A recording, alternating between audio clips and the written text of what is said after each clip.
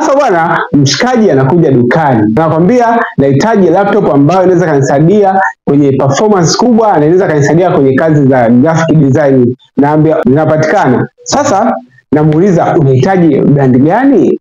Ananiambia nahitaji HP. Nampatia hii hapa HP Lightbook 845 G8.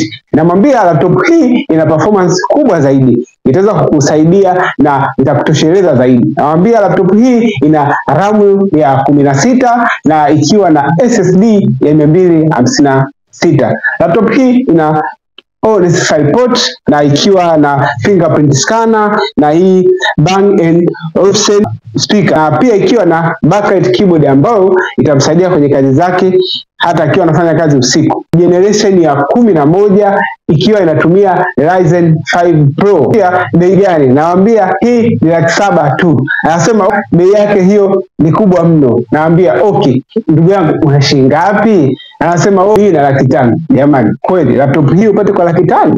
Kweli? Nisaidieni jani. Laptop ina sifa zote hizi kali uweze kupata kwa 500,000? Ni ngumu. Naambia bwana, sasa wewe inabidi nikutafutie laptop nyingine ambayo itakusaidia kwenye kazi zako. Sasa mimi naweza kuambia kwamba mje Sizalego. Hapa ndipo ofisi zetu zilipo. Unaweza kujipatia laptop kali kabisa kama hizi. Shout out.